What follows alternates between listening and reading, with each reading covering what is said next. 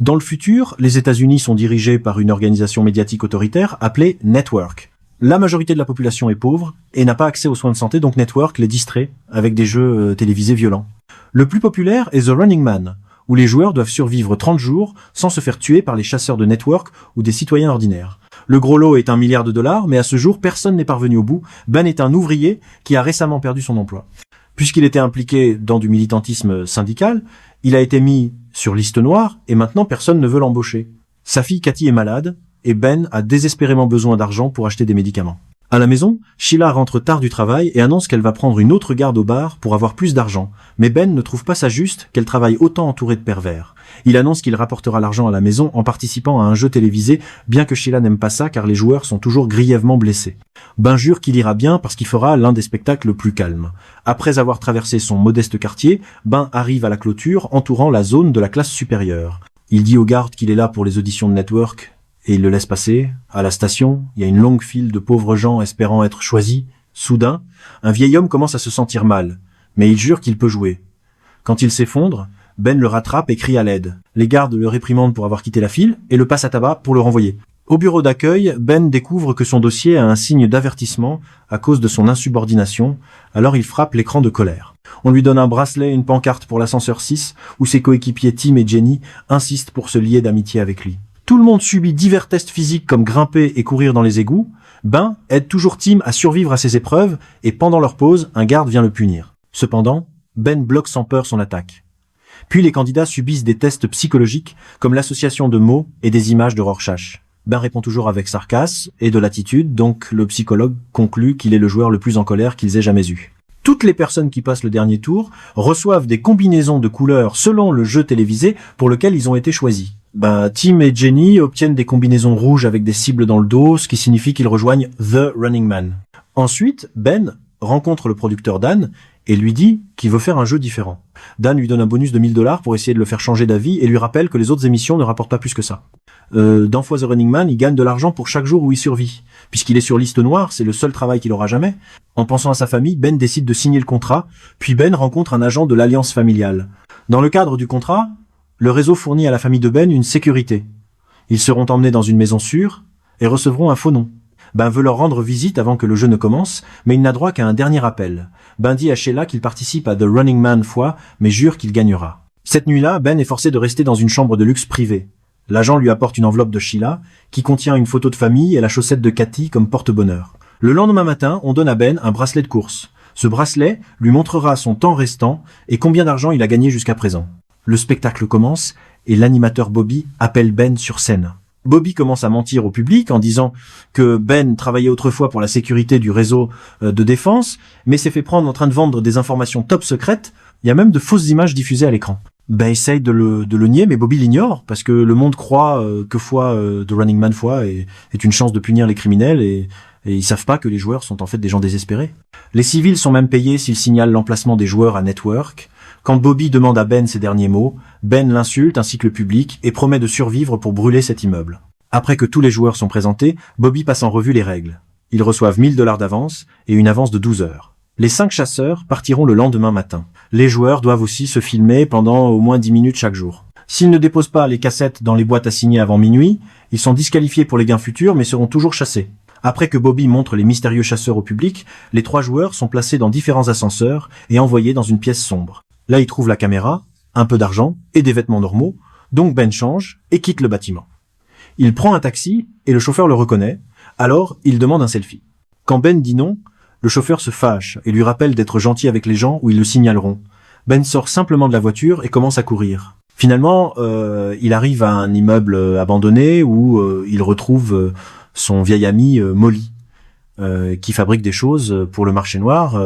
Ben dit qu'il veut 2 cartes d'identité et un pistolet, mais Molly est en colère contre lui parce qu'il l'a mis en danger en venant ici pendant le jeu. Après une courte dispute et avoir entendu parler de Cathy, il accepte d'aider avec les cartes d'identité. Ben reçoit un relooking et obtient de fausses cartes d'identité avec ce nouveau look. Molly met toutes ses affaires dans une valise pour le faire ressembler à un homme d'affaires et lui dit de rester en dehors des bidonvilles parce que son propre peuple le vendra pour l'argent. Il vaut mieux rester dans un endroit animé et disparaître dans la foule. Molly révèle aussi qu'il avait prévu d'embaucher Ben comme assistant. Le matin, Ben arrive à la gare, et il y a des affiches avec les photos des 3 joueurs partout. Il achète un billet pour New York et monte dans un train avant que le bracelet n'annonce que la chasse commence. Un enfant essaie de lui parler, et Ben le menace immédiatement. Mais le garçon veut seulement lui dire que sa moustache tombe.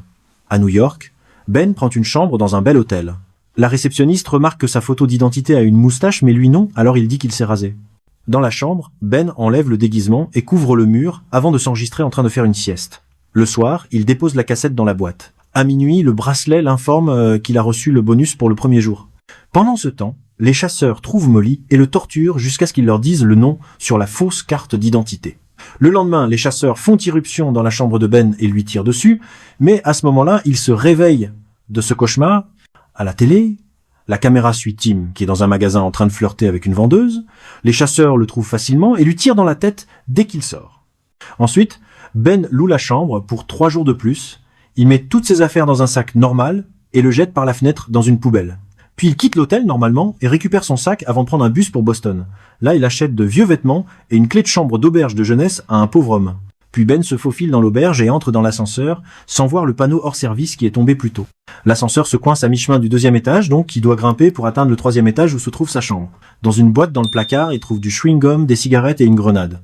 Il enregistre sa cassette et son bracelet lui rappelle de la livrer, mais il y a trop de gens qui attendent près de la boîte. Ben se prépare à prendre une douche et se dirige vers la salle de bain commune en pensant à la boîte. Soudain, il réalise qu'il connaît le visage de l'un des hommes dehors, c'est l'un des chasseurs, qui monte maintenant à l'étage. Heureusement, quelqu'un ouvre la salle de bain et la porte cache Ben alors que le chasseur arrive au 3e étage. Après que le chasseur part fouiller les chambres, Ben se faufile dans la salle de bain et vérifie la fenêtre, qui est malheureusement bloquée. Il ne peut pas partir sans le sac, donc il arrache une tige métallique du mur et brise le miroir, puis il fixe un éclat de verre à la tige avec du chewing-gum. Dans le couloir, Ben utilise le miroir pour vérifier la position des chasseurs, qui sont sur le point d'entrer dans sa chambre.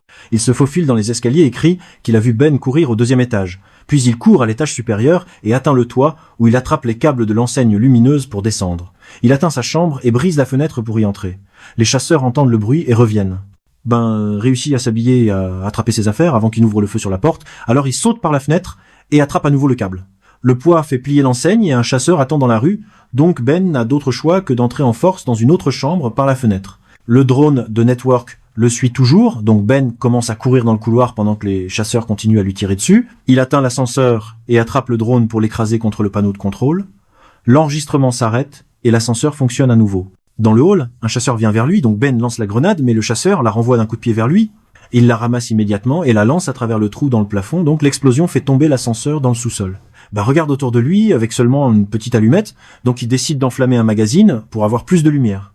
En se déplaçant, il met accidentellement le feu à une corde, et quand il lâche le magazine, les flammes se propagent encore plus. Comme les chasseurs sont dans le couloir, Ben pousse des meubles pour bloquer la porte, puis il suit les rats dans les égouts. Les chasseurs ouvrent le feu et touchent un tuyau de gaz, donc une énorme explosion se produit dans le sous-sol. Les flammes descendent aussi dans le tunnel, donc Ben doit tomber dans l'eau des égouts pour se sauver pendant que tout l'immeuble explose.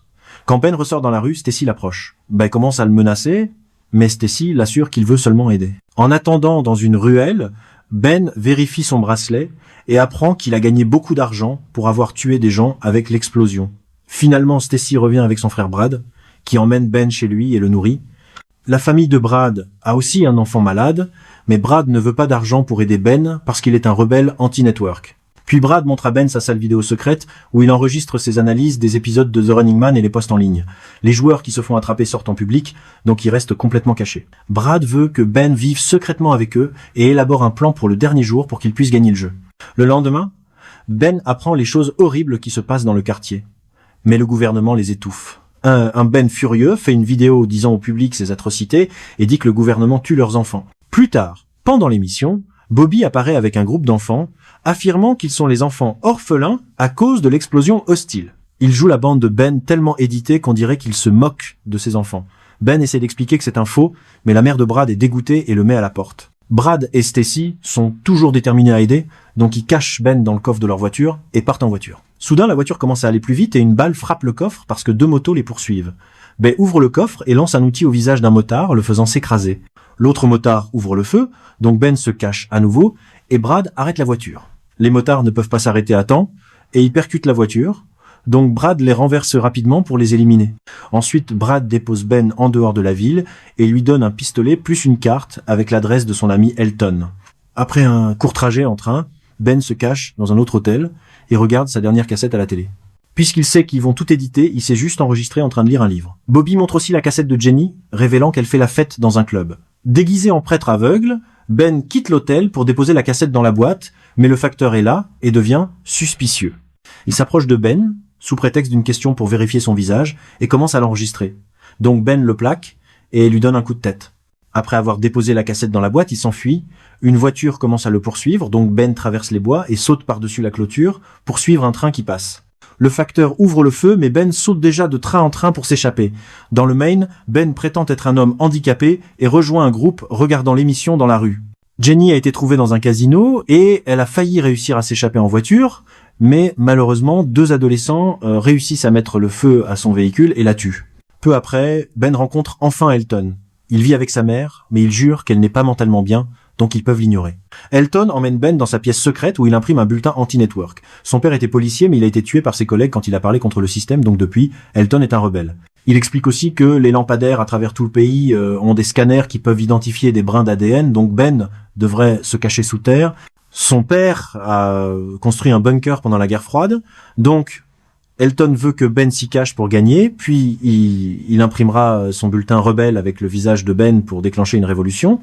Ben passe la nuit dans une pièce cachée et enregistre sa cassette. Le matin, il essaie de la livrer pour être vu par la mère d'Elton. Elle le reconnaît immédiatement et essaie de sonner l'alarme communautaire, donc Elton l'arrête. Cependant, il réalise qu'il pourrait venger son père, donc il alerte la police malgré tout. Bientôt, la maison est encerclée et les balles traversent chaque mur. La mère essaie de dire à la police où ils sont, mais Elton l'enferme avant d'activer ses pièges. Quand la police entre, Elton arrose d'eau les câbles électriques au sol, ce qui électrocute quelques officiers. Puis lui et Ben passent à travers le mur de la pièce secrète, et quand les policiers essayent de suivre, le piège leur jette des produits chimiques et les met en feu. L'escalier a un autre piège qui casse le bois et jette les policiers en bas, puis Elton emmène Ben à la salle de bain et il glisse le long d'un poteau dans la douche. Dans la pièce suivante, Elton révèle une porte cachée dans le sol et ils descendent dans un tunnel. Malheureusement, un chasseur attend et poignarde Elton avant de partir après Ben. Un combat s'ensuit, et la main de Ben est coupée avant qu'il ne désarme l'ennemi. Elton attrape le couteau et tranche la cheville du chasseur pour le faire tomber. À ce moment, le chasseur reçoit un appel de Dan, qui veut parler à Ben. Quand Ben demande pourquoi ils ne truquent pas toutes les missions avec leur technologie, Dan explique qu'ils ont essayé, mais les gens générés par ordinateur ne sont pas aussi divertissants que les vrais. Puis Dan lui demande de tuer le chasseur pour que le drone puisse l'enregistrer pour de meilleures audiences. Au lieu de cela, Ben tire sur le drone. Ensuite, Elliot et Ben font irruption à travers une porte dans un véhicule. Ils atteignent les bois et voient un hélicoptère les suivre, donc Elton demande à Ben de le laisser comme diversion et de courir vers l'abri. Malheureusement, le sniper dans l'hélicoptère tire Elton en pleine tête. 2 chasseurs l'entourent maintenant, mais ils peuvent pas tirer parce qu'ils ont reçu l'ordre de le capturer vivant pour qu'il soit exécuté en direct à la télé. Le véhicule est plein d'explosifs, donc Ben traverse le pont et saute juste avant que la voiture ne percute l'un des chasseurs, provoquant une énorme explosion.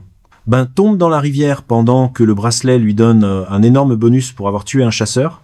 Après s'être faufilé à travers la campagne, Ben arrive enfin à l'emplacement du bunker, pour découvrir que le gouvernement l'a détruit pour construire une nouvelle ville. Il passe la nuit dans une maison abandonnée et rêve de sa famille, ce qui l'inspire à continuer à jouer. Quand la police atteint cette maison, il trouve la dernière cassette de Ben et un message qui dit « Vous l'envoyez ». Au milieu de la route, Ben brise la fenêtre de la première voiture qui passe et monte dedans. Il menace Amelia pour qu'elle conduise aussi vite que possible, pendant que les drones et la police les suivent. Après avoir évité beaucoup de véhicules, elle fait un virage soudain et entre sur la route opposée, ce qui les aide à semer leurs poursuivants un moment. Pendant le trajet, Amelia traite Ben de toutes sortes d'insultes. Ben lui montre une photo de sa famille et lui dit la vérité sur les joueurs et les vidéos truquées. Soudain, l'IA de la voiture est piratée et le véhicule est forcé de s'arrêter. 2 rednecks essaient de les capturer, mais un drone ouvre le feu pour les tuer et faire exploser leur camionnette, ce qui signifie que Dan veut garder Ben en vie pour plus de spectacles. Une vidéo truquée à la télé montre Amelia crier à l'aide, donc elle comprend enfin l'histoire de Ben. Le duo continue à rouler et rencontre beaucoup de gens qui les soutiennent sur le bord de la route. Finalement, ils trouvent la route bloquée par le chef des chasseurs. Puisque divers drones filment, Ben prétend avoir des explosifs qu'il utilisera pour tuer tous les civils en direct à la télé nationale. Il demande un avion et 2 parachutes, et le chasseur reçoit l'ordre d'accepter le marché. Ben dit à Amelia qu'elle peut partir maintenant, mais elle refuse parce qu'elle a vu la vérité et veut aider. Quelques minutes plus tard, à l'aéroport, Ben demande au chef des chasseurs d'enlever son masque et il essaie de dire non, mais Dan lui ordonne de le faire et la caméra enregistre le visage d'Evan. peut dire que les pilotes sont aussi des chasseurs et leur demande de l'emmener au Canada, où il fera exploser l'avion. Pendant le vol, Evan s'impatiente et Ben l'insulte, donc une dispute s'ensuit.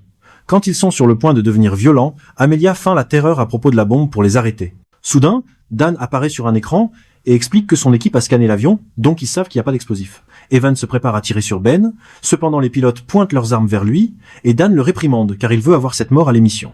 Ensuite, Dan a une conversation privée avec Ben pour lui offrir un marché. S'il tue Evan et les pilotes, Ben peut devenir le nouveau chasseur et être payé des millions chaque année. Ben dit non. Donc Dan lui montre un clip des chasseurs tuant Sheila et Cathy. Ben hurle de chagrin et détruit l'écran de rage. Une Amelia confuse allume son écran et voit Bobby jouer le clip de la mort de la famille de Ben, disant que les chasseurs ont enfreint les règles. Maintenant, tout le public est du côté de Ben. Un pilote réalise que c'est un piège et se prépare à prendre son arme, mais Ben tire le premier et l'utilise comme bouclier puisque les autres chasseurs tirent aussi. Un combat s'ensuit et les commandes sont accidentellement actionnées, donc l'avion commence à descendre. Après beaucoup de luttes, Ben réussit à récupérer son arme et tire dans la tête des chasseurs. Le drone active, ensuite le pilote automatique et l'avion vole à nouveau normalement. Ensuite, Ben cherche Evan, qui se cache dans une trappe et prend Ben par surprise. Un autre combat commence et Ben réussit à fracasser la tête d'Evan sur le miroir. Evan attrape un éclat et l'utilise pour trancher l'estomac de Ben tout en révélant qu'il était aussi un joueur. Il a survécu 29 jours, donc Network lui a offert de devenir un chasseur pour l'empêcher de gagner. Evan explique que Network torturera sa famille si nécessaire, impliquant que les images étaient fausses. Quand Evan est sur le point de tirer sur Ben, les commandes de l'avion font un virage soudain pour le faire rater. La balle frappe une fenêtre et l'avion commence à tomber. Evan essaye de tuer Ben à nouveau, mais Ben réalise qu'il a volé un parachute et tire la poignée. Le parachute se coince dans la fenêtre cassée, et Ben en profite pour tuer Evan avec un couteau, puis Ben donne à Amelia un sac avec le bulletin rebelle d'Elliot et ouvre la porte pour qu'elle saute. Le drone la suit, donc elle l'insulte, et libère le bulletin pour qu'il s'envole avec le vent. À la télé, Dan annonce que Ben est le nouveau chasseur. Parle à la caméra et explique la situation avec sa fille. Il dit au public que Network manipule la société, donc la vraie réponse est d'arrêter de regarder et de s'en prendre aux personnes responsables. Son discours est interrompu quand Network coupe le signal et Dan édite immédiatement pour le faire passer pour un fou. Le public regarde l'avion se rapprocher de la station pour exploser dans le ciel. Quelque temps plus tard, Brad analyse l'épisode et souligne qu'il y a trop d'incohérences pour croire que l'histoire qu'ils ont vue est vraie. Les gens se mettent en colère et récupèrent la boîte noire de l'avion, donc les véritables images fuient en ligne. Grâce au discours de Ben et au bulletin d'Elliot, la société soutient enfin la révolution, et maintenant ils s'en prennent à Network. Brad a aussi découvert que le siège éjectable automatique de l'avion manque, donc Ben pourrait encore être en vie. Au supermarché, Sheila et une Cathy en bonne santé font des courses grâce à l'argent gagné par Ben. Quand elles sortent, elles sont choquées de trouver Ben qui les attend. À la station de télé, Bobby est terrifié par la foule en colère et démissionne. Dan va sur scène et les gens commencent à lui jeter des bombes. Les rebelles prennent le contrôle du bâtiment, causant la destruction partout. Dan essaie de s'enfuir, mais il trébuche sur un câble et tombe. Ben émerge des flammes pour lui tirer dans la tête. Assurez-vous de vous abonner et d'activer les notifications pour pouvoir regarder plus de vidéos comme celle-ci.